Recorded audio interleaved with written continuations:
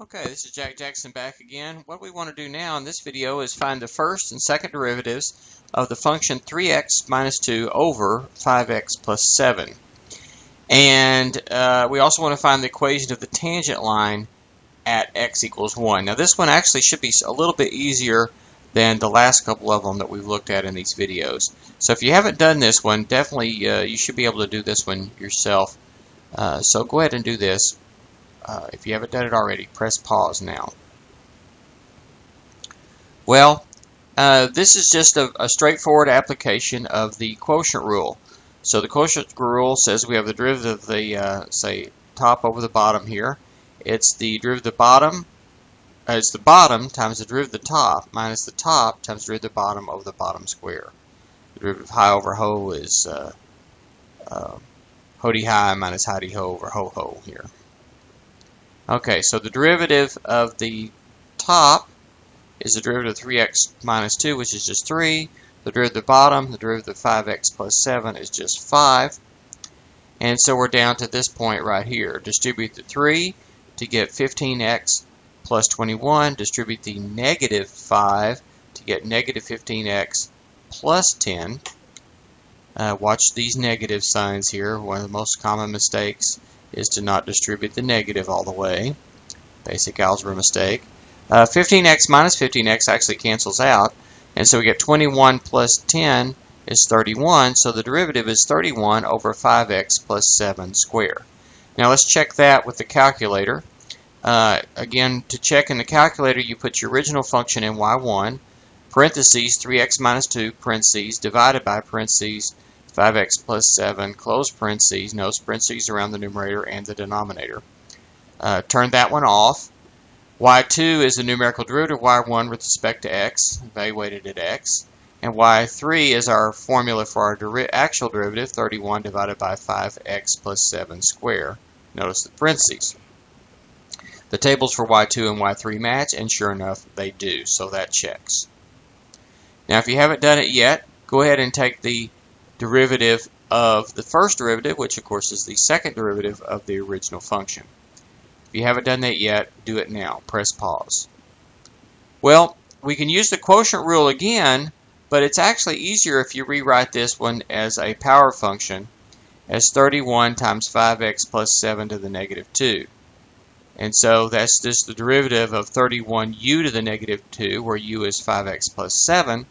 And we do that with the find the derivative with the power rule and the chain rule, of course. Negative 2 times 31 is negative 62. We get u to the power 1 less. Negative 2 minus 1 is negative 3 for the power. But then, of course, we have to take the derivative of the u. The derivative of 5x plus 7 is just 5. So it's negative 310. And then the u to the negative 3 becomes 1 over u cubed. That becomes 5x plus 7 to the third in the denominator. We can check that one as well. I changed this from y1 to y3 for the numerical derivative since I already had this typed in. And then I typed in my derivative that I found, which was negative 310 over 5x plus 7 to the third. Put that in y4. y2 and y4 should match in the tables. That's the table I turned off y3. Turn it off by putting the cursor on the equals and hit enter. And then y2 and y4 should match in the table, and in fact they do. So notice a couple of things about what happens here. Notice that we end up getting 5x plus 7 squared in the denominator, so that goes up a power. And here we have a 5x plus 7 to the second in the denominator. We end up with a 5x plus 7 to the third power in the denominator there. Same factor, but that's in the denominator to begin with. But the power goes up 1 each time in the bottom, or goes down 1 if you think of it as a power function, each time when we take another derivative. So notice that the original function is undefined when 5x plus 7 equals 0. In other words, when x equals negative 7/5, that's negative 1.4. When that happens, the original is undefined, the derivative is undefined, the second derivative is undefined, and so forth. Now let's go back to the tangent line. Now to do that, we need to find the point of tangency. So we need to plug in 1 in the original function here and here. That's 3 times 1 minus 2 over 5 times 1 plus 7. Let's see, I'll do the denominator first. 5 times 1 is 5 plus 7 is 12. 3 times 1 is 3 minus 2 is 1. So 1/12 is the y-coordinate of the point of tangency. And of course the x-coordinate is 1. So 1 comma 1/12 is both on the original function and on the tangent line. The slope of the tangent line is found by going to the first derivative and plugging in x equals 1. So we got 31 over 5 times 1 plus 7 square. Let's see, 5 times 1 is 5 plus 7 is 12. 12 square is 144. 31 over 144 doesn't reduce. So the tangent line is y, or t of x, equals the slope, 31 over 144, times parentheses x minus the x value of the tangent line, the point of tangency, which is 1. And plus the y value of the point of tangency, which is 1/12. So this goes to the point 1 comma 1/12 and has slope 31 over 144. So the slope agrees with the slope of the function at that point, and the y value agrees with the y value of the function at that point. So we should see when x is 1, right here, the blue graph of the original function and the purple graph of the tangent line touch each other, and right here close by, if we zoomed in closely, the tangent line and the function would look the same. So the original function's graphed in blue, the derivative in red, and the second derivative in green. Now let's take a look at some of the features of the graph and see how these relate to each other. The original function is defined everywhere except at negative 7/5. That's negative 1.4, and it has a vertical tangent line there.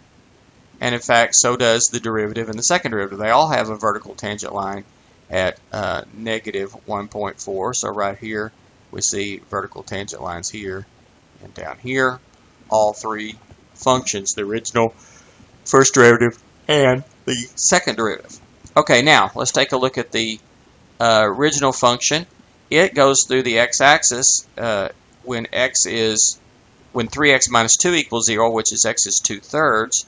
So when x is 2/3, right about here, you're going to see the original function crosses the x-axis. When it's to the right of that, both the numerator and the denominator are positive, and so the y values will be positive out here for the blue original graph. To the left of the asymptote, to the left of negative 7/5, both these factors are negative, and so when you divide, you get a positive.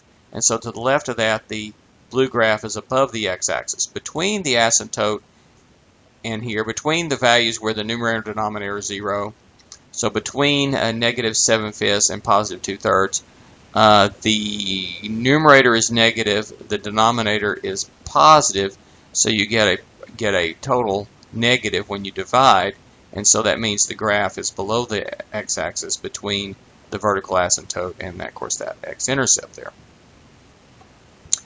The first derivative, notice, is always positive. You take something here and square it, that's positive. 31 divided by positive is positive. So in fact, the first derivative is never 0, and the first derivative is actually always above the x-axis, which you see. Now, what does that mean about the original function? Well, if the first derivative is always positive, the original function is always increasing on the pieces where it's defined here. So this function is increasing here, the original function, and the original function is increasing on this piece. Of course, we can decrease if we jump pieces, but on each piece, the original function is strictly increasing.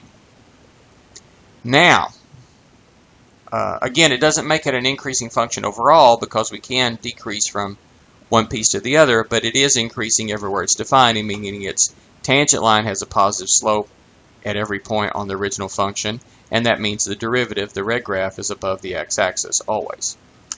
The second derivative actually is 0 or is undefined when x is negative 7/5 again, like the others. But when you're to the right of that, this whole thing is negative, and to the left of that, this whole thing turns out to be positive.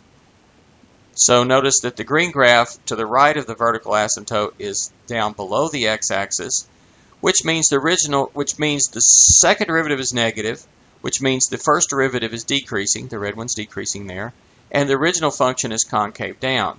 So to the right of that negative 7/5, the original function is increasing but concave down. The first derivative is decreasing but positive, and in fact concave up, as you can see here.